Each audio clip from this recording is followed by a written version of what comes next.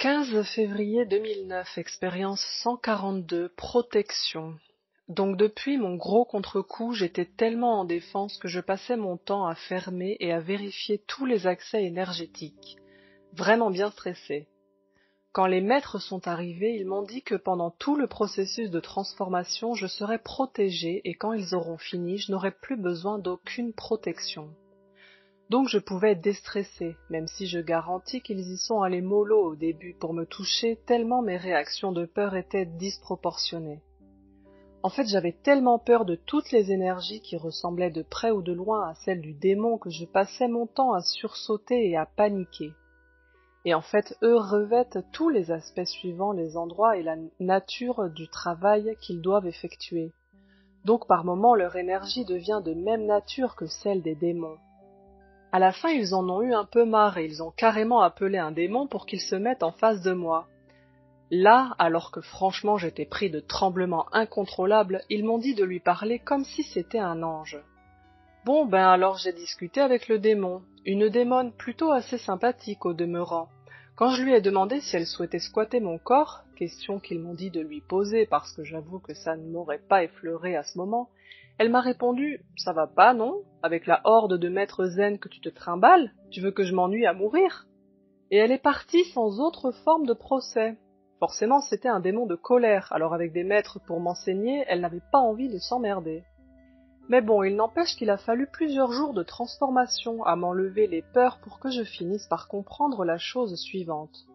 Il n'est nul besoin de protection pour personne, parce qu'en fait nous sommes accompagnés par le Père en permanence et il prend soin de nous.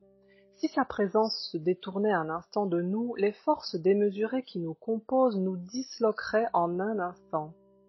Si le Père veut nous donner une leçon, alors quel que soit notre niveau de protection, rien ne pourra s'y opposer. Donc toute protection est inutile parce qu'en fait nous sommes protégés, c'est simplement notre vision faussée du monde qui inclut du danger. Certaines expériences sont douloureuses, mais si elles se présentent à nous, alors c'est qu'elles nous font évoluer. Bien sûr, c'est difficile à accepter et je suppose qu'il faut passer par toutes les phases pour finir par se sentir enfin en sécurité dans les bras du Père, là où nous sommes toujours et ne cesserons jamais d'être. La leçon est à moitié assimilée pour moi, mais bon, il reste 10 jours pour l'intégrer. Déjà, je suis un peu moins parano, il y a du progrès. 15 février 2009, expérience 143, thérapie. Donc les thérapies me sont pratiquement interdites, sauf sur moi et les plantes, et encore avec beaucoup de précautions. Pour les hommes, ce n'est pas la peine d'y penser, même pas en fantôme. Donc alors que je bosse sur moi sur différents sujets sous leur direction, je finis par demander pourquoi les thérapies sont autant déconseillées.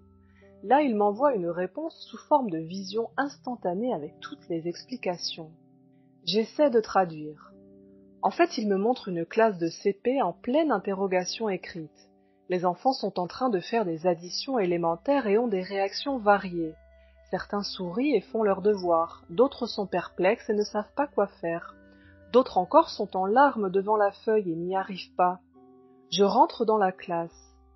Pour moi, ces exercices sont élémentaires, forcément des additions, et j'ai du mal à accepter de voir les enfants pleurer. Mais que se passerait-il si je poussais tous les enfants qui pleurent pour faire leur interro à la place? Ils seraient contents et arrêteraient de pleurer. Mais ça serait simplement temporaire, car comme ils n'auraient pas pu résoudre les exercices eux-mêmes, ils n'auraient pas compris les additions. Du coup, ils auraient été obligés de recommencer sous peine de ne pouvoir passer dans la classe supérieure. Les thérapeutes qui ont choisi ce choix de vie sont comme des répétiteurs formés pour aider les enfants.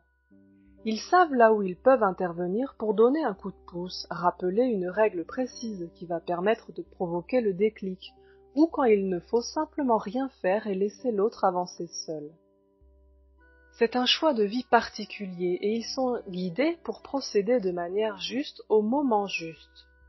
En résumé, faire usage de pouvoir simplement parce qu'on l'a et qu'on croit que ça va aider n'est pas une bonne idée. Apprendre à respecter l'univers et à agir de concert avec lui, tout en se gardant d'intervenir la plupart du temps, même si on en a le pouvoir, font partie des apprentissages difficiles de l'ascension. J'imagine qu'il valait mieux que la leçon soit cinglante avant que j'aie la capacité de faire réellement des dégâts.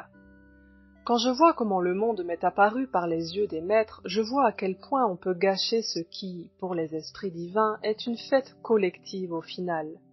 Même si nos sens déformés nous montrent de la souffrance et si nous nous laissons absorber par elle par moments. Qu'il est dur de s'élever au-delà de cette vision des choses quand on l'a connue à travers toutes ses vies.